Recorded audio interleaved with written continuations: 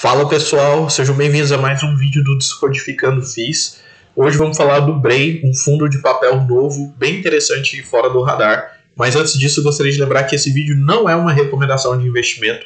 Você é livre para correr riscos na Bolsa de Valores. Ter lucro ou prejuízo é de livre e espontânea responsabilidade sua. Nada disso é vinculado a esse canal.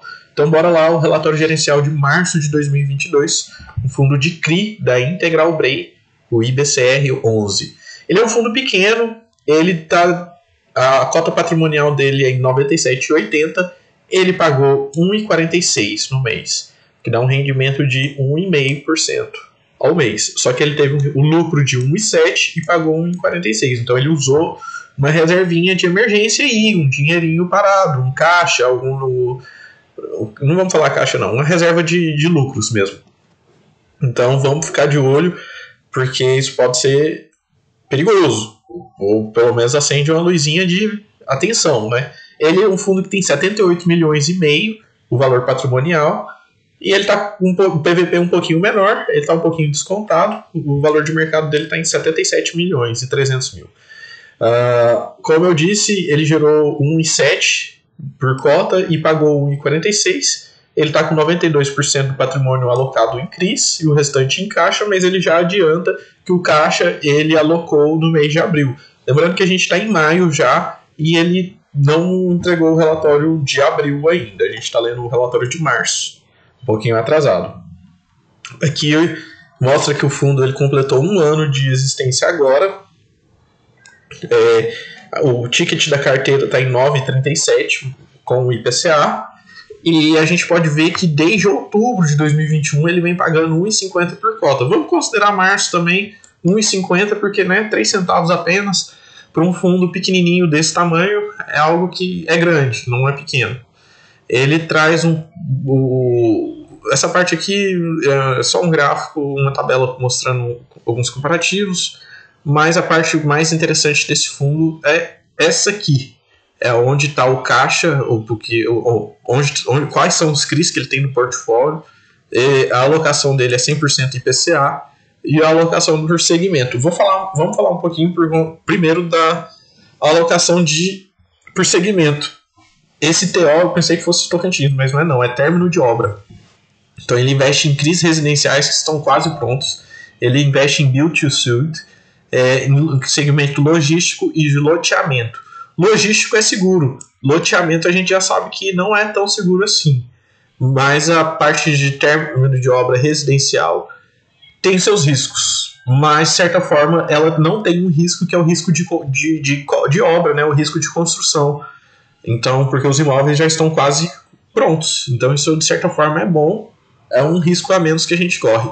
Ele tem uma ampla exposição nesse CRI CRVO, com 26% do patrimônio apenas nesse CRI. Isso é perigoso, não é legal, mas o fundo a gestão no mês anterior, no mês de fevereiro, eles já anunciaram que eles não querem ter essa exposição, que eles estão planejando dividir esse CRI, vender uma parte dele para outro, e eles querem ter no máximo apenas 10% por CRI, pelo menos nessa fase inicial do fundo, né?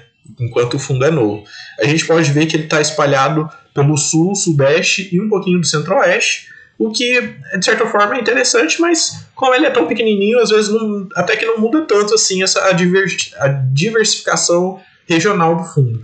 Mas é algo que vale a pena trazer, é sempre bom ter um fundo com ativos em vários estados.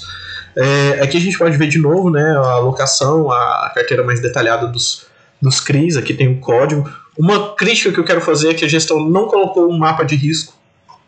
Então a gente não sabe exatamente se esses CRIs estão pagando direitinho, se eles estão com o valor da marcação ao mercado, a gente não tem muita informação.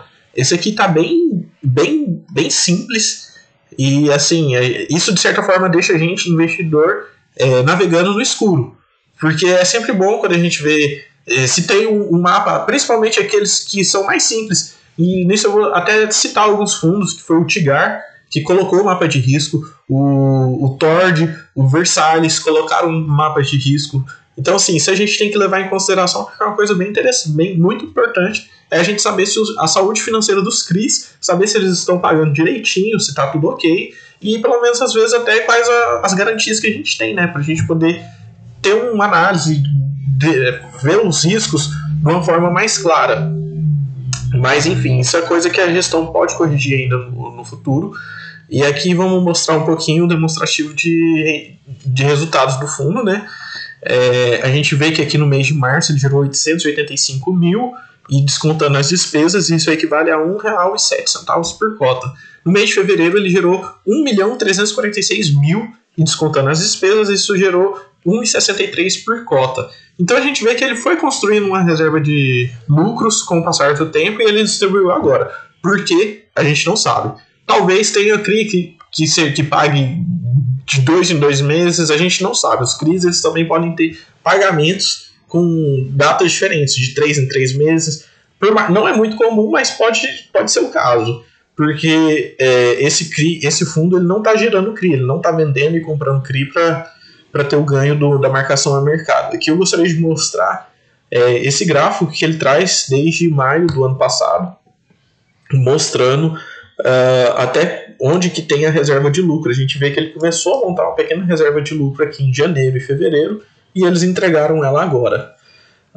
A gente vê que a cota patrimonial do fundo se manteve, teve até um pequeno lucro ao longo de um ano muito desafiador para a indústria. E, enfim, a gente vê que o fundo ele está começando a aumentar a liquidez dele. Aqui a gente vê o volume de cotas e tudo mais, um volume diário, 685 mil.